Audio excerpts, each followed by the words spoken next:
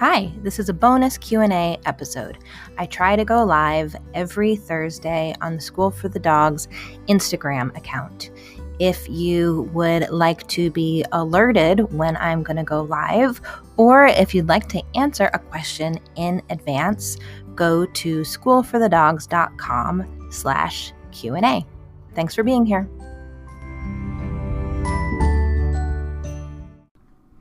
Annie here. I have some training questions to answer. I was going to be starting this at 3, but I'm a little late for a very serious reason, which is that I ordered food. Specifically, if you must know, I ordered Shake Shack for lunch, and I was waiting for the delivery to come so I wouldn't be interrupted by the delivery. I'm actually pregnant, and so I had a real jonesing for French fries. So I ordered Shake Shack French fries, which, for those of you who are not able to be eating French fries right now, I am not going to eat while I am doing this. So I'm sparing you that. So let me see if I can figure out how to get my questions up here while I'm talking. Here we go. I think I have it here. All right, and I also have a dog owner named Megan who might be joining me live to talk about some housebreaking issues she's having. So, first question is from Four Paw Ragnar, who asks, how can I get my dog to play with dogs in the park rather than bark at them when they play? So, my thoughts on this are probably not what you want to hear, which is maybe don't bring your dog to the dog park. This is always a hard piece of advice to give because we, as human beings who love dogs, like going to the dog park. It's fun to see dogs run around with other dogs. In fact, it's one reason why a lot of people get dogs, right? Hey, Devin, nice to see you. But I don't think the dog park is necessarily the right place for all dogs, and at least not at first. Perhaps it's something a dog can work up to.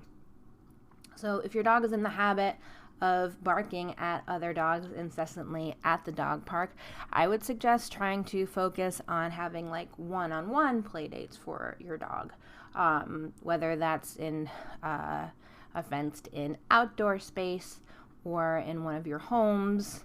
But like in the schoolyard, we run what we call schoolyard at School for the Dogs, for those of you who aren't familiar with it. It's basically like a private dog run.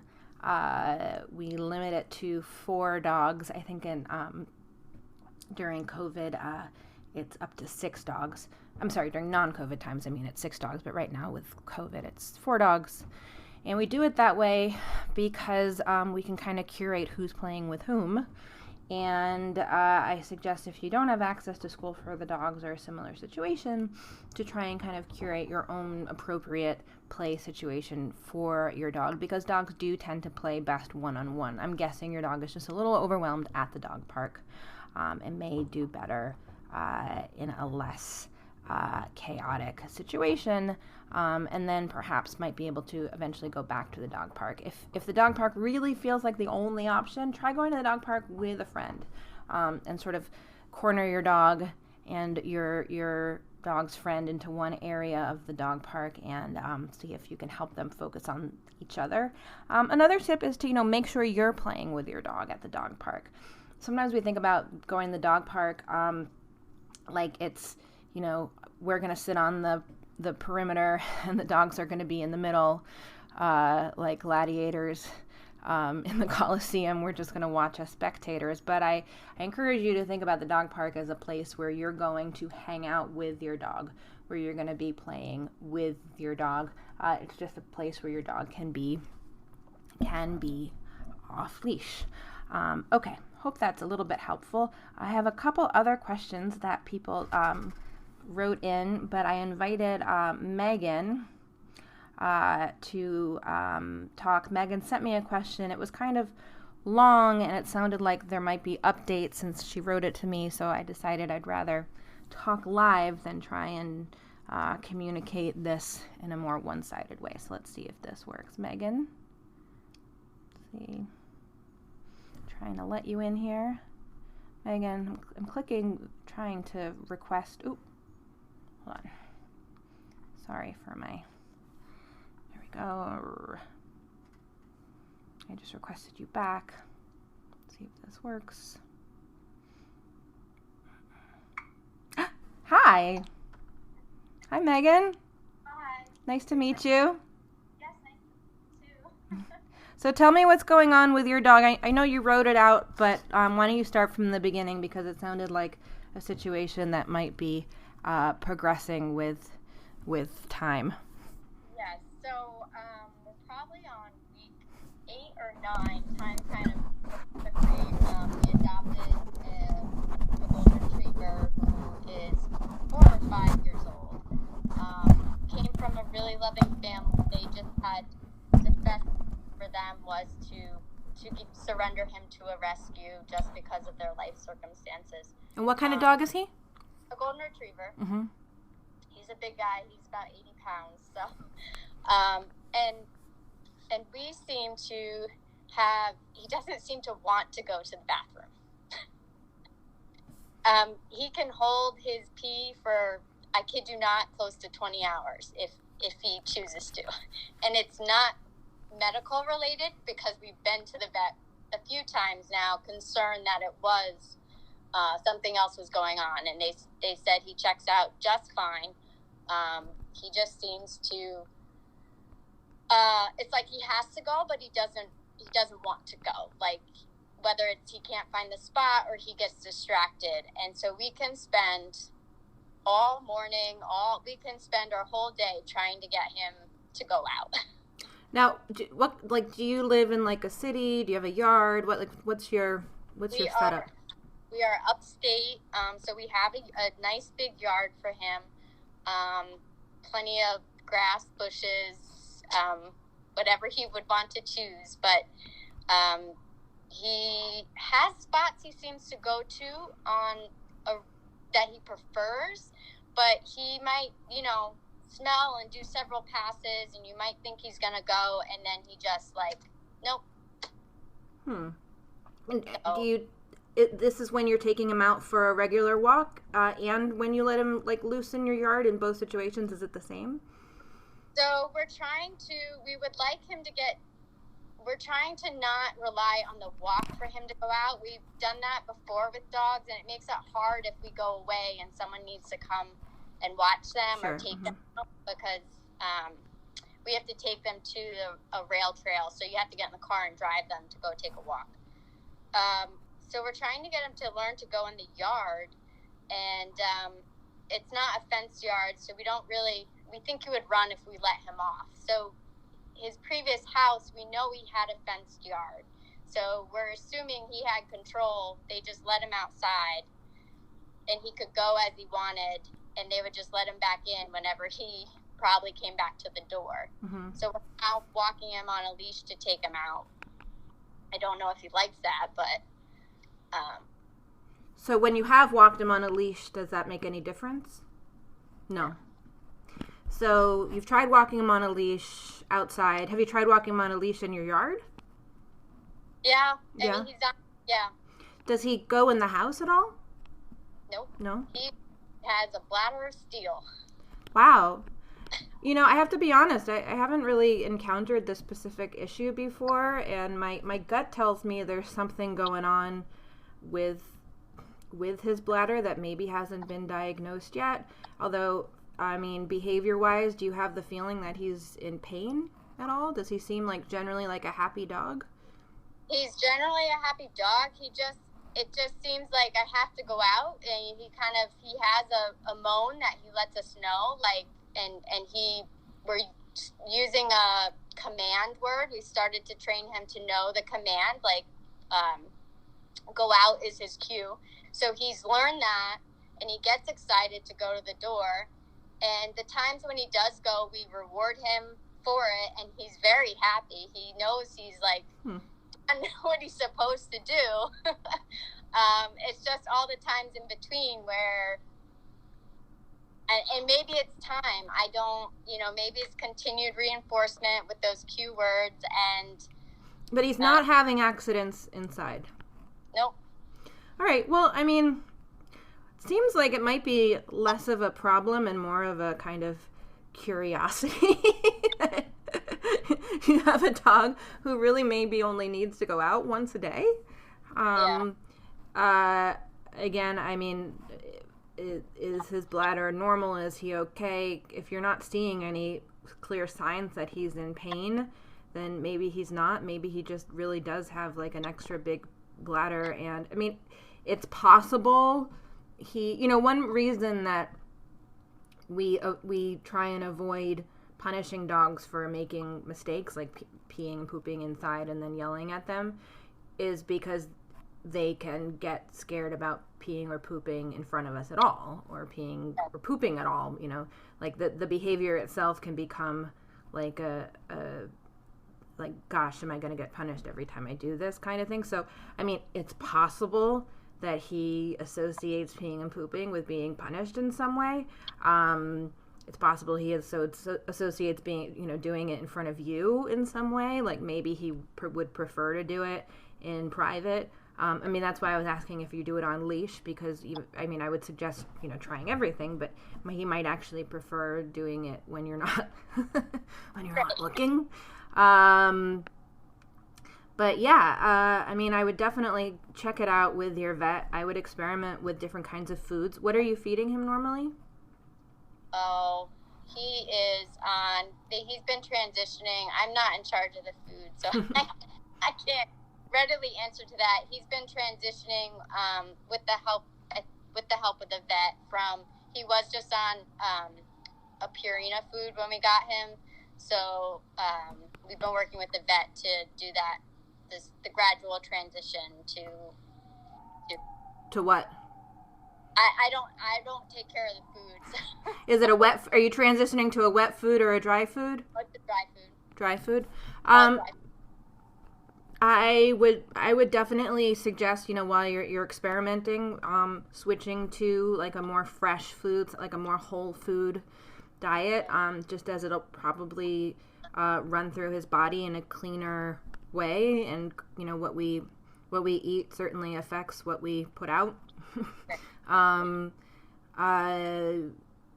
Happy to suggest some brands. I love Evermore. It's the only brand we sell at School for the Dogs. They deliver. They'll ship. What other brands are there? I mean, we have a lot of clients who use Farmer's Dog, or Nom Nom is another one. All these companies now or Ollie. I mean, there's so many fresh food companies. But even if you get something frozen, like go to the frozen section of the pet store, and there's raw foods. I think lightly cooked is usually preferable to raw. But if you get something frozen, usually it's going to be a fresher food than stuff that's going to be canned or dry. So again, just in the spirit of experimenting to see if you can get him on a more normal schedule. Maybe foods. I don't know, foods that are higher in fiber. Seems like he's drinking the right amount. Yeah. Yeah. All right. Well, I think a lot of people would like to have this problem of a dog who doesn't have to go out that much. I certainly know that there are people who eliminate on weird schedules as well. So, he might just be idiosyncratic as far as this goes. But yeah, I would definitely lean on your vet. Certainly would suggest going to like a holistic vet who's looking at the whole picture. If you want to offline tell me where you live, I'd be happy to see if I have any recommendations of anyone in the area. But you know what? Again, keep experimenting. Try letting him be outside by himself with you maybe looking on. Try letting him try some different substrates, grass, or some dogs like to pee on, weird stuff. Like I had a dog who loved going on grates, like metal grates on the sidewalk. And then, of course, like the supers of the building would be all pissed off. They'd be like, you know where that pee and poop is going, don't you? Dirt. You could even experiment if you wanted to with putting a pee-pee pad, a wee-wee pad down inside, or getting like a grass patch inside. Like maybe that would make him more comfortable. There are these, grass patch delivery services. I've been using one actually. I think it's called Doggy Lawn, but there are lots of different ones like that too. Curious to know how it goes. Have you been able to interact at all with the people who had him before? Do you know if this is like a new problem? No. Oh, it was handed over to foster, and that's just kind of he came through a rescue organization, so it was a pretty quick transition from what we understand. Yeah. So, how's he doing otherwise? He seems good, although I do think he misses his former family. So really? Yeah, they had kids, and there aren't any young kids here, and it's a big change for him. But he's a sweetie, so. Aw. Yeah. Well, it might take time too. I don't know. If you haven't already, I would suggest maybe trying to do some like trick training with him, or just do like some fun training with him to see if you can just get him to be excited about his new life. Probably something he didn't do before. Sounds like, maybe you're not in a situation where has tons of dog playmates or kid playmates or whatever. So that's something you can do, in your living room. I find sometimes clicker training can be like give dogs like a boost of, I don't know, dopamine, serotonin, or whatever, improve their mood. And I don't know, maybe if you improve his mood, it'll improve his bathrooming habits as well. Okay. Right. Well, keep me posted. Let me know how it goes. I'm curious to hear. And there's some good ideas, so we'll see. All right. Well, please report back. I'd like to know how things go. Okay, thank you. Yeah, sure. Bye.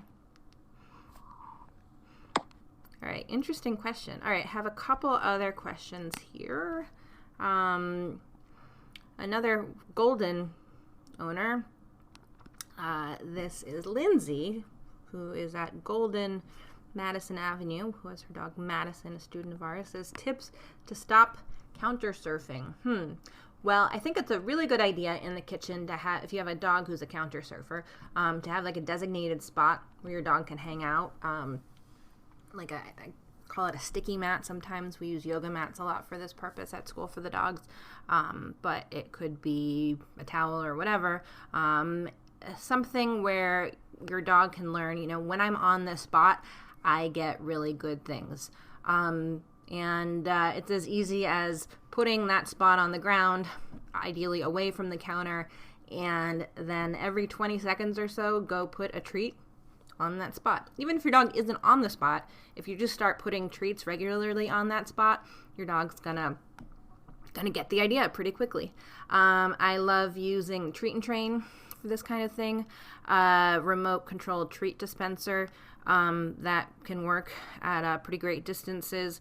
You could set that in the corner and just press the button continually. You can even put it on a timer. But you want your dog to know that there is a place in the kitchen where lots of good, yummy things are going to happen, and it's not going to involve having to jump on the counter. Oh, hey, Leo. Of course, also a good idea to, hey, Leah and Leo. Hey, a good idea to not have things on the counter that your dog is likely to want to get, of course. You just want to make like the ground of your kitchen as interesting as possible, specifically the ground of your kitchen that is away from your countertops. Another little trick that I've done a few times, although I still would suggest having like a sticky spot for your dog somewhere in the kitchen, is if you don't mind getting your cabinets a little bit dirty, put some peanut butter or something like low down on your kitchen, like on your kitchen cabinets, or even like on like the baseboard in your kitchen, here and there, so that your dog can develop an interest in in licking or scavenging way down low in the kitchen rather than trying to get up on the counter. Okay, I think a couple more questions have come in while I'm doing this. If these folks are still here. Hi, George and Wally and Willie. Let me see if I can find these questions. Oh, hey, Kenny.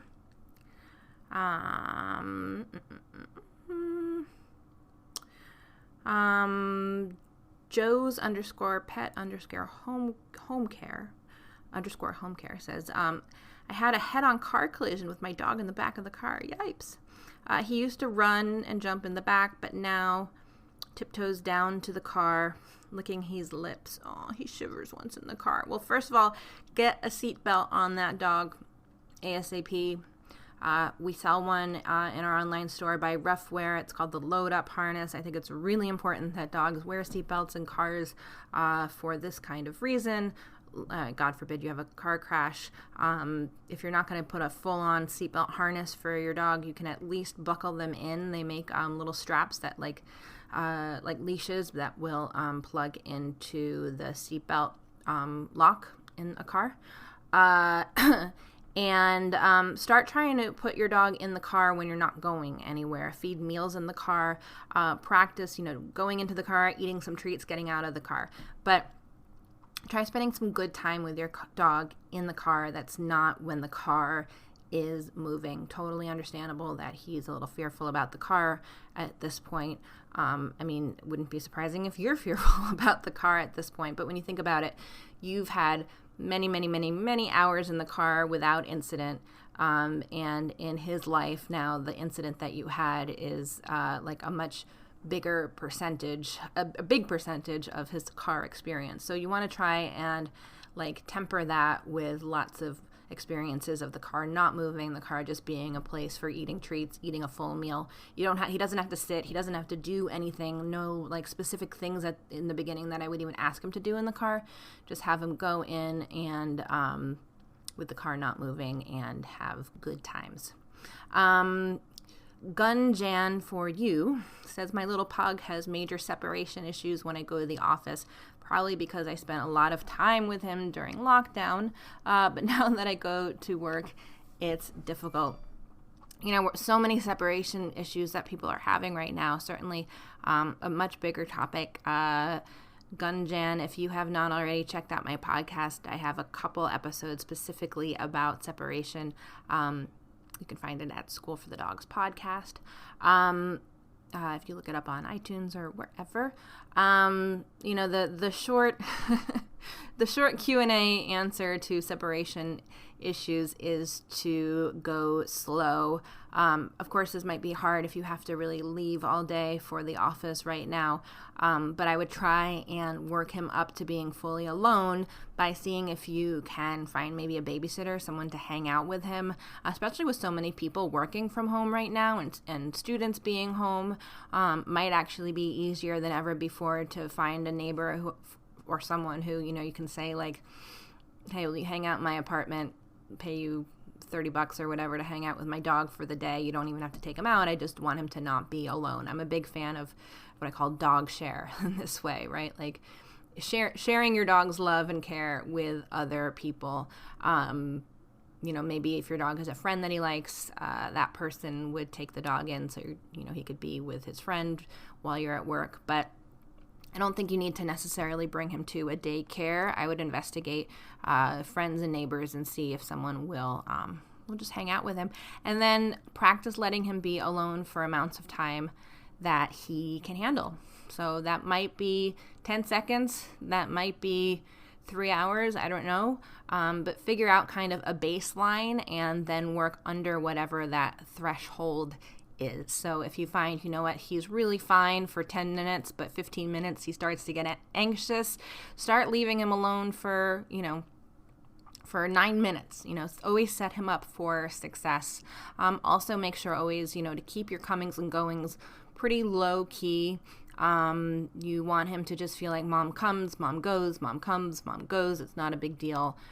She's in and out all the time. I also always suggest, if you're dealing with any separation issues, check out the books by Malena DeMartini. I have interviewed her for the School for the Dogs podcast. She has a couple books out, including a new one. Her first book is called Treating Separation Anxiety in Dogs, very straightforward title. And I always tell clients, give this a read before you work with a trainer, because a trainer is going to hold your hand through the steps that are in this book. So you can certainly, it's more of a bargain to just use the book than to work with a trainer, although certainly a trainer can really coach you through what can be difficult. Dealing with separation issues can be very difficult. All right, last question from Bambino Star. Hi there, says, my dog is a 6-pound Yorkie. He loves seeing dogs on TV, but not in real life. Okay. Interesting, right? Every dog is different.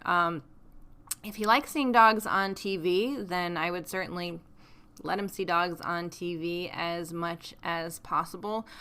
You can even use the TV to start teaching him to feel good about other dogs.